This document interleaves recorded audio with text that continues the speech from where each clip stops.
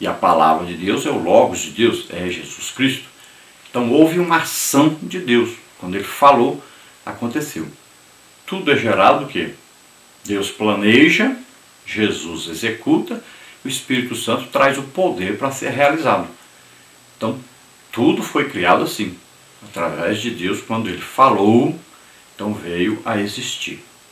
Aí diz, então, pela fé, Abel ofereceu a Deus maior sacrifício do que Caim, que alcançou então o testemunho de Deus. Veja bem, qual a diferença do sacrifício de Abel e Caim? É simples. Abel é um adorador, e o adorador oferece a sua própria vida a Deus. Então Abel queria oferecer a sua vida. Então ele não ia pegar uma faca, se matar, derramar o seu sangue. Esse sangue é importantíssimo na Bíblia. Então veja bem, Abel ofereceu sua própria vida, sangue é vida. O que ele fez então? Ele pegou um animal, matou o animal e ofereceu a Deus este animal, o sangue desse animal. Então a vida no lugar da sua vida. Isso agradou a Deus, por quê? Porque o plano de Deus é exatamente esse. Jesus, pegando os nossos pecados sobre ele, morrendo na cruz, derramando o seu sangue por nós. Por isso que ainda fala esse sacrifício aí. Por quê? Nós só somos salvos quando acreditamos que Jesus morreu em nosso lugar. Nós só somos purificados pelo sangue de Jesus se nós aceitarmos a Jesus como Senhor e Salvador.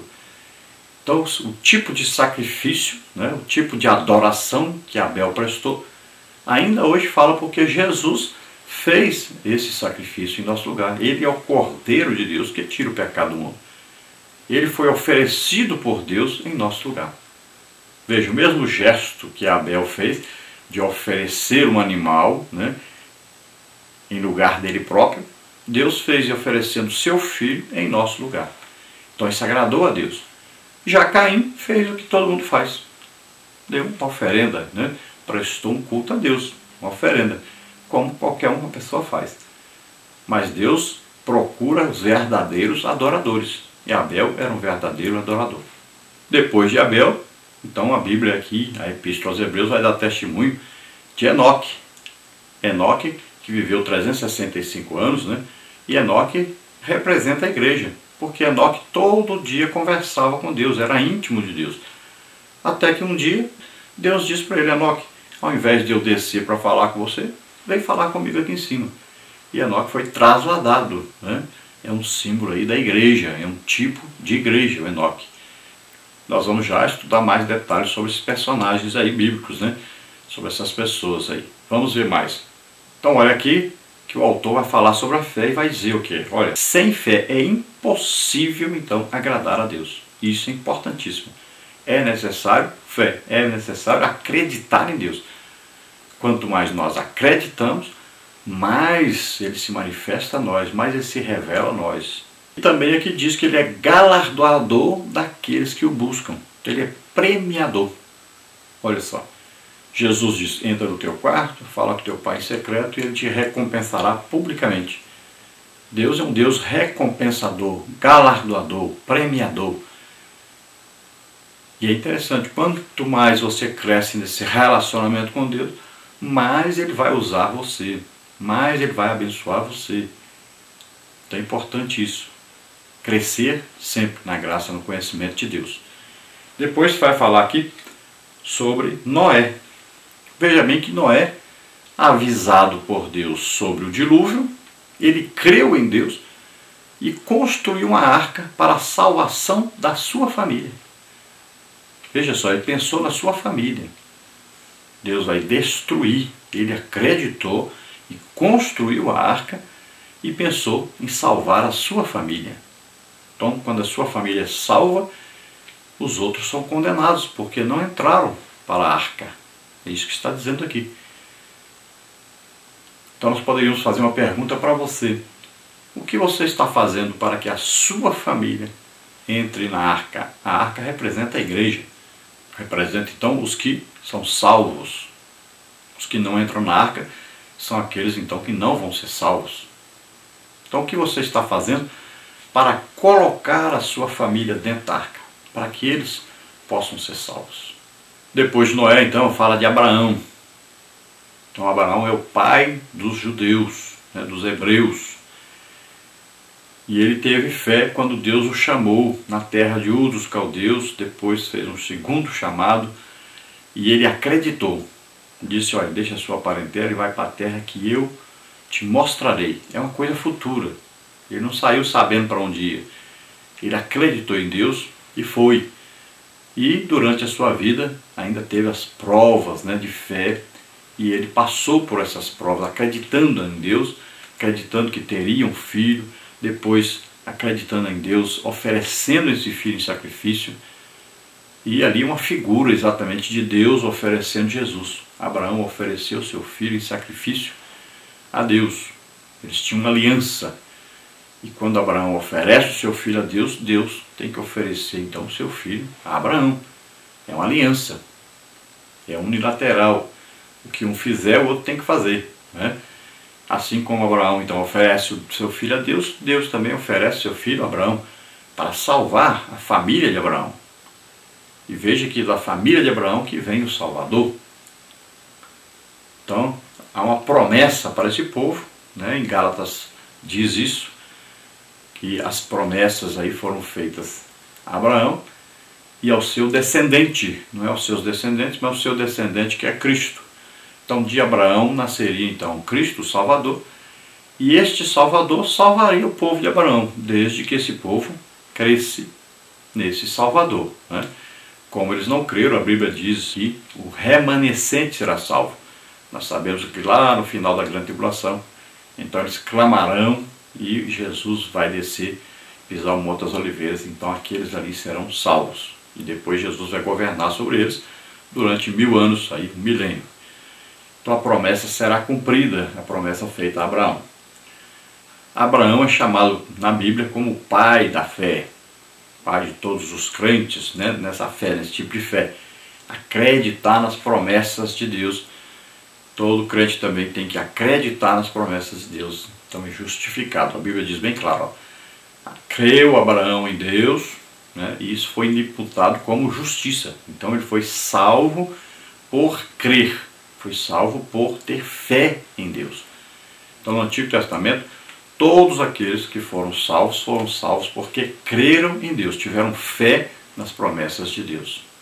Depois então fala de José, e José, nós sabemos a fé que José teve, todo o tempo fiel a Deus, e na hora de morrer ele acreditou que Deus livraria o seu povo da escravidão no Egito, que ainda não estavam sendo escravizados, mas ele já mencionou isso, já acreditou que Deus os libertaria, já acreditou que Deus os introduziria na terra prometida, e acreditou então que ele, quando morresse, os seus ossos então seriam preservados pelos seus irmãos, né, pela sua família, pelos hebreus, e seria então enterrado na terra prometida.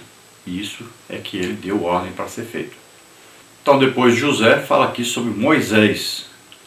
Começa com a fé dos seus pais, que o guardaram quando ele nasceu, esconderam, e depois fala da fé de Moisés, deixando toda a riqueza, né, toda aquela coisa do Egito, e escolhendo servir a Deus para libertar o povo de Israel da escravidão. Então ele escolheu a pobreza, mas com Deus. Preferiu isso do que a riqueza e viver no pecado sem Deus no Egito. Então veja que ele escolhe sofrer para ser fiel a Deus, para ter uma recompensa futura com Deus. E é interessante que Abraão deu esse exemplo, que Abraão nunca construiu tendas, sempre pensando na morada lá em cima. Também é um testemunho maravilhoso de Abraão. Então aqui fala da fé, né, que os judeus tiveram, que os israelitas tiveram, né, os hebreus, rodeando 7 vezes os muros de Jericó, esperando que os muros viessem abaixo. Então eles creram que realmente aquele muro cairia. Veja só que eles não tiveram que fazer força para o muro cair, tiveram que exercer fé. Depois vai falar da Raabe. Veja bem que os muros caíram, mas sobrou um pedacinho do muro. olharam e disseram: tem um pedaço do muro inteiro lá, Josué. Um pedaço do muro não caiu. Que pedaço do muro? Um pedaço do muro onde tinha uma casa em cima. Que casa? Essa casa tem um fio de escarlate, um fio vermelho pendurado na janela. De quem é essa casa? Essa casa é de Raabe. Então Raabe é a prostituta que teve fé em Deus. Ela ouviu contar sobre as maravilhas de Deus, daquele povo que passou pelo Mar Vermelho, passou pelo Rio Jordão, os milagres por toda parte, e ela acreditou nesse Deus, acreditou no poder desse Deus, e ela foi salva por isso. Então ela teve uma fé maravilhosa em Deus. É um exemplo de uma pessoa gentia e idólatra e que teve fé em Deus e foi justificada por essa fé. E veja bem que Jesus, né, aí no caso, sendo descendente de judeu, veio da família exatamente de Raabe, porque Davi é descendente de Raabe. Já sabemos que do relacionamento, então, do casamento de Raabe, que nasce Boaz, né? E desse Boaz que vai nascer Jessé, e daí é que nasce Davi. Então veja só que coisa maravilhosa. A família, né, de Jesus tem aí os judeus, né, e tem os gentios. Veja bem, prostituta Raabe, e nós sabemos que depois vem o quê? Uma moabita, né, a Ruth. Então dessa família que vai vir ser gerado então Davi, o rei de Israel, e todo rei de Israel é descendente do rei de Davi. E todo descendente de Davi é que pode se tornar então rei em Israel. Então Jesus aí legalmente é descendente de José, que é da tribo de Judá e que é descendente do rei Davi. E o autor agora da Epístola aos Hebreus não entra mais em detalhes sobre os próximos, mas ele cita alguns nomes. E aqui então ele vai citar sobre aí, olha, Gideão, Baraque, Sansão, Jefité, né, Davi, Samuel. Fala sobre os profetas, só cita o nome de profetas, e fala que eles venceram porque tiveram fé em Deus. Então nós vamos ver hoje a lição número 11, que tem as seguintes partes e os seguintes tópicos. Parte 1, a fé que gera confiança em Deus. Tópico 1, o sacrifício de Abel. Tópico 2, o testemunho de Enoque. Tópico 3, a confiança de Noé. Na parte 2, nós temos aí a fé que faz ver o invisível. Tópico 1, a obediência de Abraão. Tópico 2, a fidelidade de José. Tópico 3, a determinação de Moisés. Na parte 3, nós temos aí a fé que dá poder para avançar. Tópico 1, a ousadia de Josué. Tópico 2, a coragem de Raabe. Tópico 3, o heroísmo de Gideão. A introdução então diz o seguinte: o autor acabara de fazer sua longa exposição sobre a supremacia de Cristo, seu sacerdócio e a superioridade da nova aliança em relação à antiga. Essa exposição começou no capítulo 1 e se estendeu por quase todo o capítulo 10. Aqui ele faz um apanhado histórico sobre a jornada de fé dos homens e das mulheres de Deus no Antigo Pacto e como isso deveria ser tomado como exemplo para os cristãos no Novo Conceito. Essa fé, diferentemente do conceito de justificação dado por Paulo, aparece aqui com o sentido de ousadia, perseverança e confiança nas promessas de Deus. A fé demonstrada por eles em diferentes momentos da história e em diferentes situações foi o que garantiu as suas inserções na galeria dos heróis bíblicos. Essa mesma fé que garantiu que eles sempre avançassem e nunca recuassem, devemos imitar.